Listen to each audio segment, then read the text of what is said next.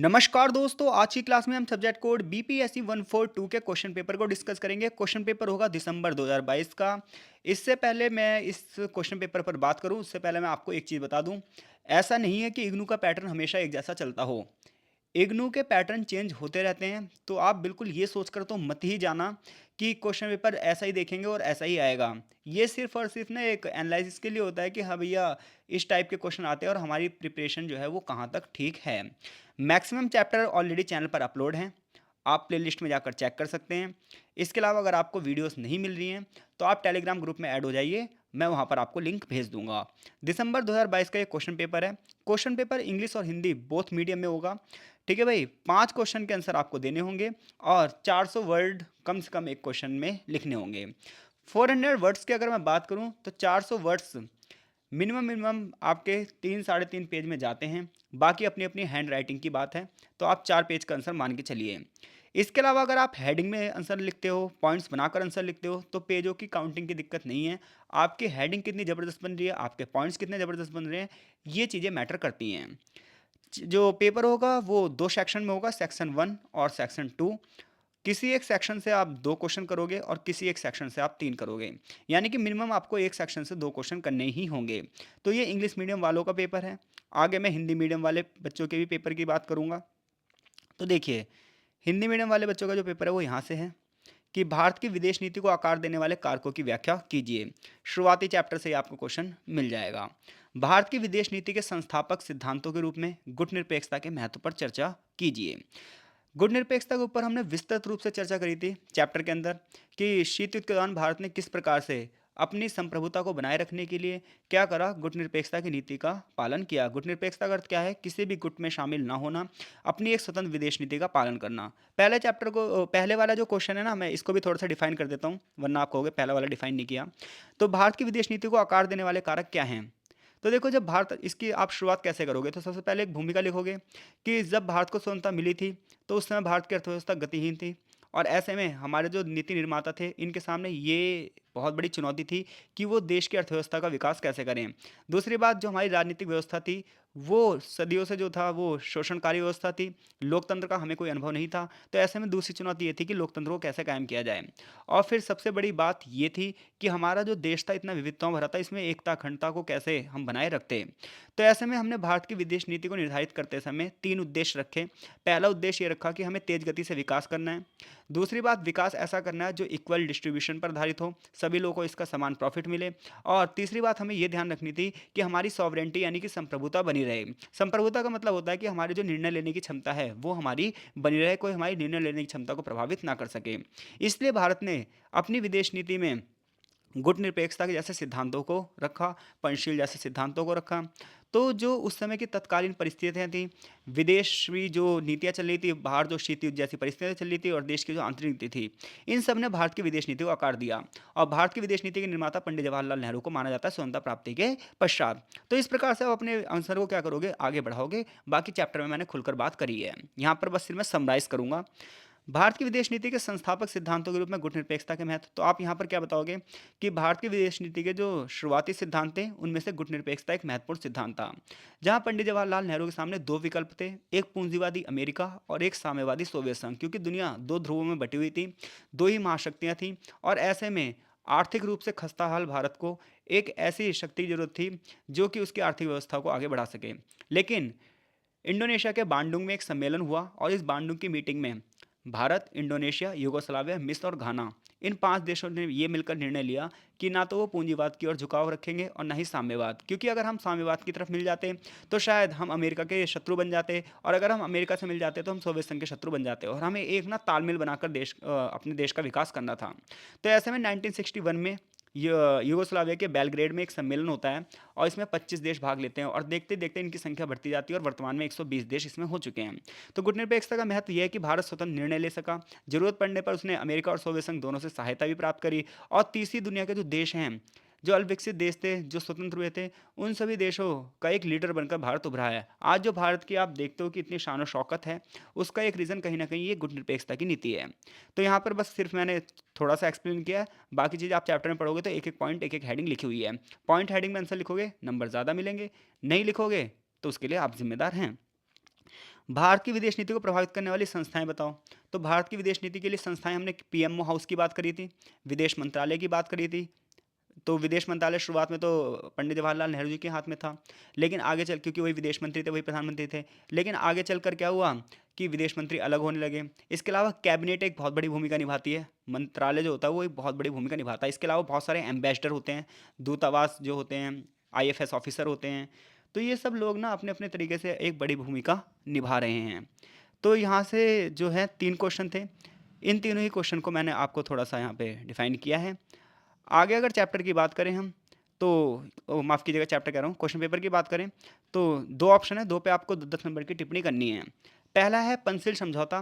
तो पंचशील समझौते में 5 सिद्धांत हैं जो कि शांतिपूर्ण सह अस्तित्व के सिद्धांत हैं, जिसमें यह था कि हम एक दूसरे देश पर आक्रमण नहीं करेंगे। खासतौर पर ये पड़ोसी देशों के साथ संबंधों की बात की गई थी, और भारत और चीन का इस पे समझौता भी हुआ था कि हम एक दूसरे पर आक्रमण नहीं करेंगे, एक दूसरे की संस्कृति का सम्मान करेंगे, लड़ाई झगड़े की जगह आपसी बातचीत को बढ़ावा देंगे, एक दूसरे के मामले में हस्तक्षेप नहीं करेंगे। शांतिपूर्ण सह अस्तित्व के सिद्धांत थे। तो आप 5 पंचशील सिद्धांत के 5 हेडिंग बनाओगे, उनको डिस्क्राइब करोगे और फिर ये बताओगे भारत और चीन के बीच में जो पंचशील समझौता हुआ था। क्रिकेट डिप्लोमेसी, अंतिम चैप्टर में से आपको ये मिलेगा। मैंने 9 ही चैप्टर की अभी तक वीडियो अपलोड करी है। क्रिकेट डिप्लोमेसी पे आप जो है, इसके लिए आपको चैप्टर देखना पड़ेगा, मैं इस पे कोई राय नहीं दूंगा। फिर भी अगर हम बात करें तो शुरुआत के 3 क्वेश्चन हम यहाँ पर कर सकते हैं, ठीक है। और 4th चैप्टर अगर टिप्पणी वाला नहीं करोगे तो वो ज़्यादा बेनिफिट है आपके लिए। ऐसा नहीं है कि मैंने यहाँ पर एक्सप्लेन किया है इसलिए, एक्सप्लेन नहीं किया इसलिए, इसलिए क्योंकि ना 10-10 नंबर के 2 क्वेश्चन करोगे तो ये ना आपको ज़्यादा बड़े पड़ेंगे, और नंबर जो हैं, जो खैर कहने वाली बातें हैं, जो आपको ज़्यादा अच्छे से आता हो आप वो कर देना, ठीक है। मौका मिला तो क्रिकेट डिप्लोमेसी पे भी मैं वीडियो अपलोड कर दूंगा।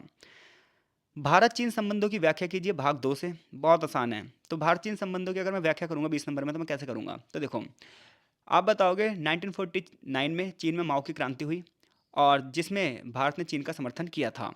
ऐसे में शुरुआत में भारत और चीन के संबंध बहुत ही सौहार्दपूर्ण थे, बहुत ही जबरदस्त थे, शांतिपूर्ण थे। दोनों देश के नेता एक दूसरे देश की यात्रा करते थे, हिंदी चीनी भाई भाई के नारे लगाए जाते थे। ऐसे में चीन जब स्वतंत्र हुआ तो उसने तुरंत ही 1950 में तिब्बत पर आक्रमण कर दिया, और यहीं से भारत और चीन के संबंधों में गिरावट दर्ज हुई। 1954 में भारत और चीन के बीच में पंचशील समझौते पर हस्ताक्षर किए गए, और दोनों देशों के बीच में बड़े पैमाने पर व्यापारिक समझौते भी जाहिर किए गए।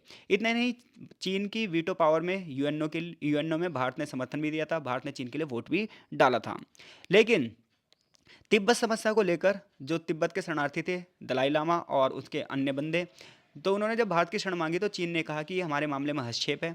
परिणाम था अरुणाचल प्रदेश को लेकर और लद्दाख के कुछ क्षेत्रों को लेकर 1962 में भारत और चीन के बीच में युद्ध तक हो गया। इस युद्ध में ये युद्ध भारत के पक्ष में नहीं रहा, और उसके बाद भारत और चीन के लगभग हर तरीके से संबंध खराब रहे। इसके अलावा डोकलाम जो विवाद है उसको लेकर भी मतभेद रहते हैं, और वर्तमान की आप परिस्थितियां बता सकते हो किस प्रकार से फिंगर 5 फिंगर 4 को लेकर मतभेद हैं, और आए दिन चीनी झड़पें होती रहती हैं। हालांकि कोशिशें जारी हैं, लेकिन फिर भी संबंध पटरी पर नहीं आ रहे हैं। एंड में आप एक कंक्लूजन दोगे, चीज़ें पॉइंट टू पॉइंट होनी चाहिए। यहाँ पर बस मैंने एक समराइज किया है। शीत युद्ध की समाप्ति, अगला क्वेश्चन है, शीत युद्ध की समाप्ति के बाद भारत रूस संबंधों का वर्णन कीजिए। तो देखो, शीत युद्ध की समाप्ति मतलब 1991 के बाद पूछ रहा है आपसे कि 1991 के बाद भारत और रूस संबंधों का वर्णन कीजिए। तो देखो, भारत और रूस के संबंधों के लिए आप 4 हेडिंग बनाओगे। एक आर्थिक संबंध, एक राजनीतिक संबंध, एक सांस्कृतिक संबंध और एक सुरक्षा या सैन्य संबंध। आर्थिक संबंधों की बात करोगे तो दोनों देशों के बीच में क्या इंपोर्ट होता है, एक्सपोर्ट होता है, टेक्नोलॉजी का इंपोर्ट एक्सपोर्ट, ये सारी चीज़ें आप उसमें बताओगे। राजनीतिक संबंध में ये बताओगे दोनों देश के नेता एक दूसरे देश के समय समय पर यात्रा करते रहते हैं, विदेश नीति का एक दूसरे की समर्थन करते हैं। जैसे कि देखो, रूस यूक्रेन का युद्ध हो रहा है, लेकिन भारत जो है वो रूस के विरोध में कहीं पर भी मतदान नहीं कर रहा है। यूएनओ में भी जो रूस है वो कश्मीर मुद्दे पर हमें सपोर्ट कर रहा है। सांस्कृतिक संबंधों की अगर बात करोगे तो दोनों देश के कलाकार जो हैं, इसके साथ साथ दोनों देश के जो लेखक हैं, इतना ही नहीं, जो कल्चरल मुखियाएं हैं वो एक दूसरे देश की यात्रा करते रहते हैं। और सोवियत रूस की अगर बात करोगे या खाली रूस की बात करोगे आप, तो रूस में बड़े पैमाने पर भारतीय जो कल्चर है वो बहुत फेमस है। इसी प्रकार से भारत में भी जो रूसी कलाकार हैं उनका बहुत बड़ा क्या है, योगदान है। सुरक्षा संबंधों की बात करोगे तो दोनों देशों के बीच में सैन्य सुरक्षा संबंध है। बहुत सारी सैन्य तकनीक समय समय पर जो रूस है वो हमें निर्यात करता है। इसके साथ साथ भारत और रूस दोनों मिलकर जो है बहुत सारे युद्ध अभ्यास भी करते हैं। उन युद्ध अभ्यासों के जो नाम है वो किताब में दिए गए हैं। तो इस प्रकार 4 हेडिंग, एंड में आप कंक्लूजन, एक कंक्लूजन तो नहीं, एक मूल्यांकन लिखना चीन की नीति को लेकर, कि चीन जो है वो, चीन की रूस के साथ जो नज़दीकियाँ हो रही हैं वो कहीं ना कहीं भारत के लिए सिरदर्द है, क्योंकि चीन जितना ज़्यादा रूस के नज़दीक जाता जाएगा, भारत उतना दूर होता जाएगा, क्योंकि वर्तमान की जो सरकार है वो अमेरिका के नज़दीक जा रही है। अमेरिका के नज़दीक जाने की वजह से हम कहीं न कहीं रूस से दूर होते जा रहे हैं। तो ये जो चीज़ है, ये अंतर्राष्ट्रीय राजनीति का समीकरण बदल रही है। तो ऐसे में लास्ट में फिर एक निष्कर्ष लिखोगे, और फिर क्या लिखोगे उस निष्कर्ष में कि रूस हमारा परंपरागत मित्र रहा है। आज़ादी से लेकर अब तक लगातार उसने भारत को समर्थन दिया है, और वर्तमान क्राइसिस में भी वो भारत का समर्थन दे रहा है।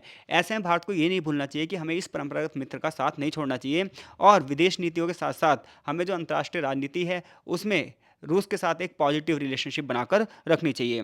भारत चीन संबंधों में फिर से सीमा विवाद पे चर्चा कर रहा है। ऐसा बहुत कम होता है कि एक ही पेपर में 2 क्वेश्चन एक जैसे आ जाएँ। तो भारत चीन संबंधों में जो सीमा विवाद है, पहले आप तिब्बत समस्या को लेकर बात बताओगे।